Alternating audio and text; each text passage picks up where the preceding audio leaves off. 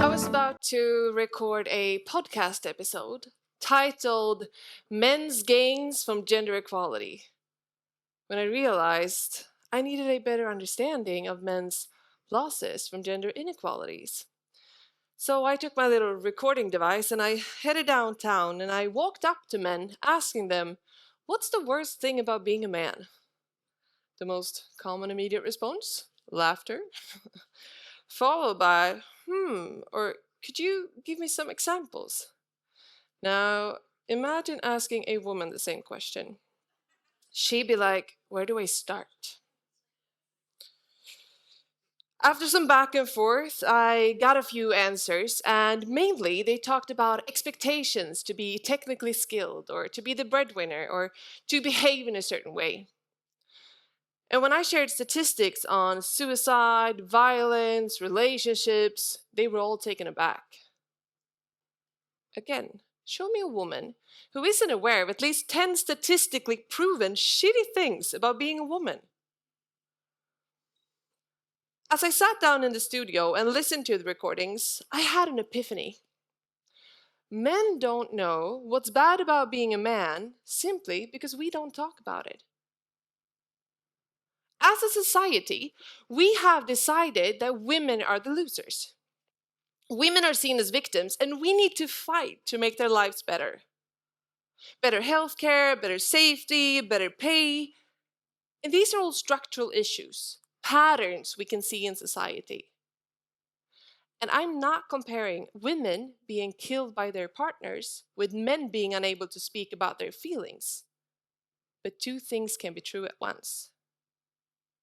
Because we don't talk about men's high risk of suicide or their greater exposure to street violence or the fact that many men have fewer and more superficial relationships, individual men don't know that these are also structural issues. Again, patterns we can see in society. When a woman is being treated unfairly, she can find some comfort in knowing that it's not just her, it's the system. But when a man is struggling with his inner demons, he doesn't have that same excuse. He doesn't think, this is because I'm a man and statistically we have fewer friends due to social norms discouraging vulnerability. Now he thinks, I'm alone. It's my fault. I'm worthless. And if a man in a group of men and women were to say that it's hard being a man in today's society, then he'd likely be met with skepticism, sarcasm, or be laughed at. Try being a woman. Why is the conversation so polarized? Why can't we talk about both sides? It's not a competition about who has it worse. Now, someone might wonder, what does this have to do with reframing Jante? And are we supposed to feel sorry for men? First of all, yes, I do feel sorry for men. The tight boxes society forces you into. This is who you're allowed to be a real man. And the lack of a supporting network, the kind of sisterhood that many women rely on. And the silence around your pain. And while it's true that the consequences hit some men harder than others, such as those in more socioeconomically vulnerable situations, there's another group we rarely talk about in this context. The men at the top. Not because they're the ones suffering the most, but because they're the ones who can make the biggest difference. And if the image of male success were to change, then everything else could shift with it. Reframing Jante is about breaking norms.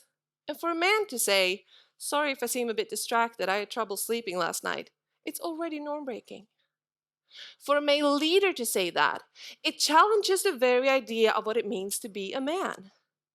Because it's not a part of the tight boxes. Now, in order to be a real man, you should not be too emotional, unless it comes to sports, then please let all the emotions out. You should not show weakness. You should be somewhat of a daredevil, not afraid to take risks. You should not seek health care until it's almost too late.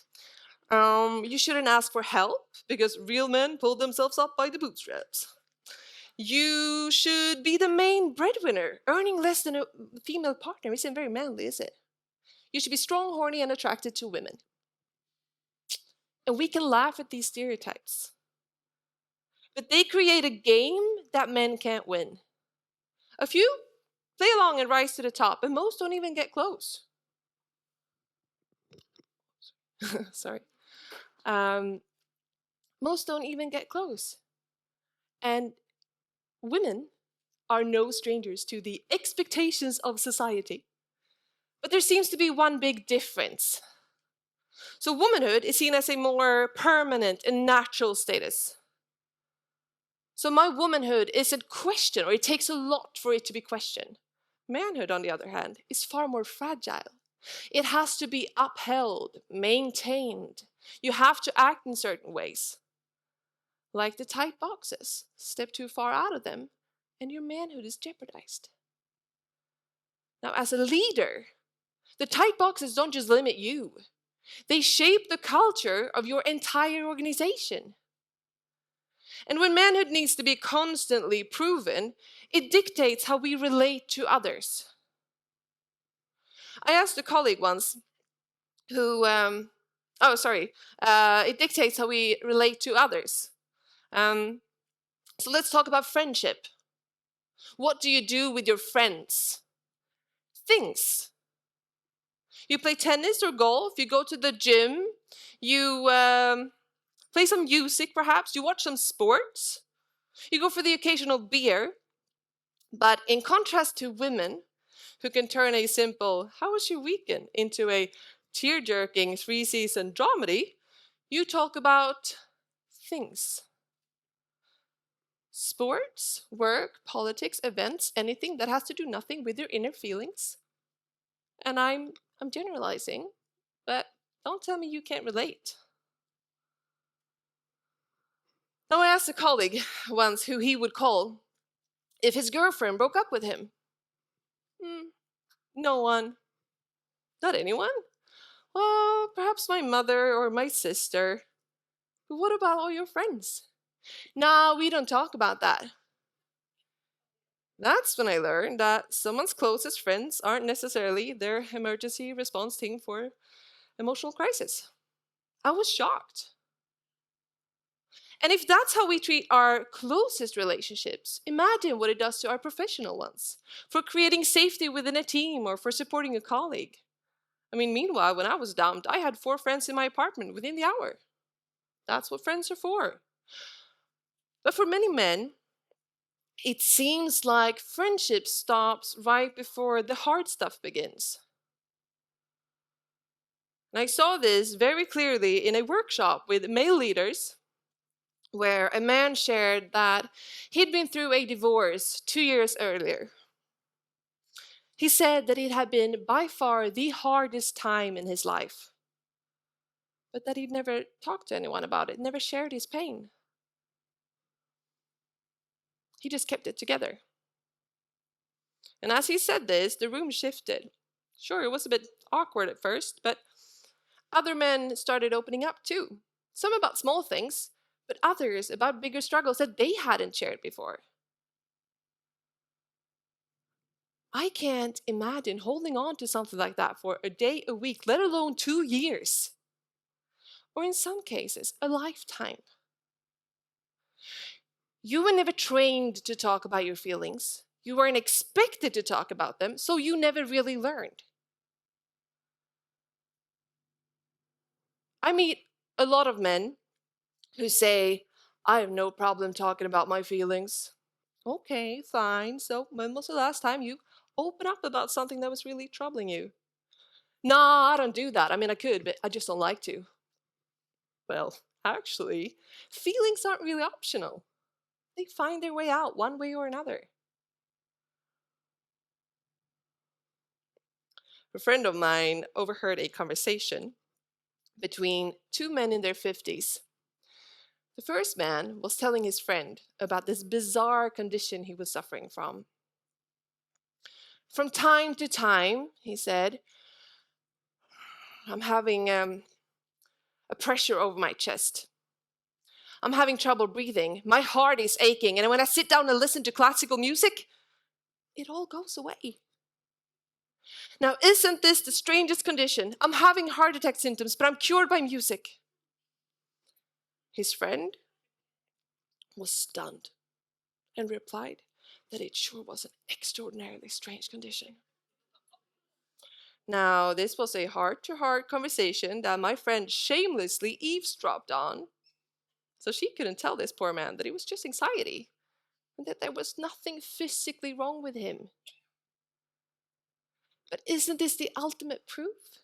That men need to speak more about their health, their well-being, or just their being. A common objection when I'm talking about these things is, man was made to hunt. Well, pardon my French, but you're not fucking hunting, are you? You're not running around on the savannah. You are running teams and businesses. You are managing budgets. You have deadlines. You are doing things that no other human being, man or woman, was ever designed to do. And half of our population, generally speaking, is handling this together, leaning on each other. Whereas the other half is doing their best on their emotionally isolated half of the pitch. Now, I'm not saying that you have to become like women or that you have to abandon all your manly traits. I'm simply saying you could benefit from stepping out of the box every now and then. Show yourself a bit vulnerable. Open up about your struggles. Tell someone you're unsure and that you don't have all the answers. In preparation for this TED Talk, I spoke to a lot of men, and one man told me that all his best bosses had been women. He then rephrased it and said, they all made me the best version of myself. Isn't that what leaders are supposed to do, you ask yourselves? Agreed. But he explained that it was because he felt safe being vulnerable with them. He knew that they would be understanding with sick kids or sleepless nights, even if they themselves had no children. And as he said this, he realized that the men would probably have been just as fine with it too. But his image of them stood in the way. And that's exactly the problem. Male identity isn't defined by reality, but by the story we keep telling about what a man should be.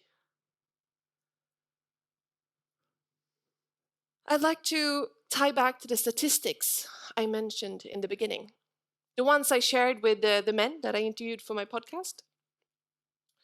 I told them that men are less close to their children than women are, and that according to a Swedish survey, 46% of children, when feeling sad, turn to their mothers.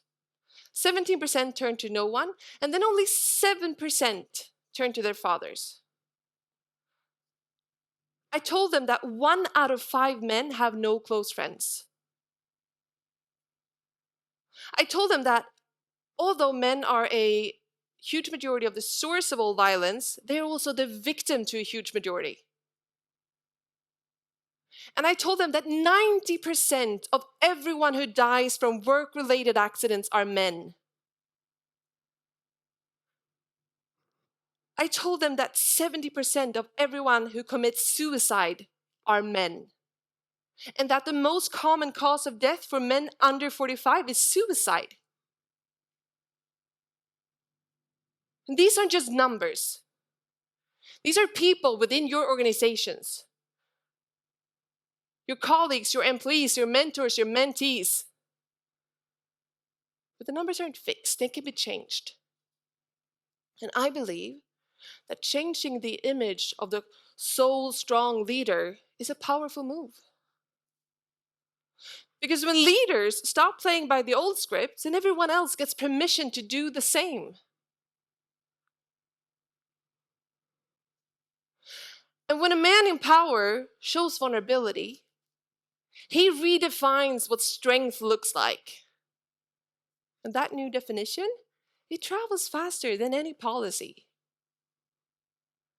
And step by step, the lines of the tight boxes will be blurred. Because the bigger the influence you have, the bigger the eraser. So to every man listening to this, you have a responsibility. You can't do it all, but do this one thing.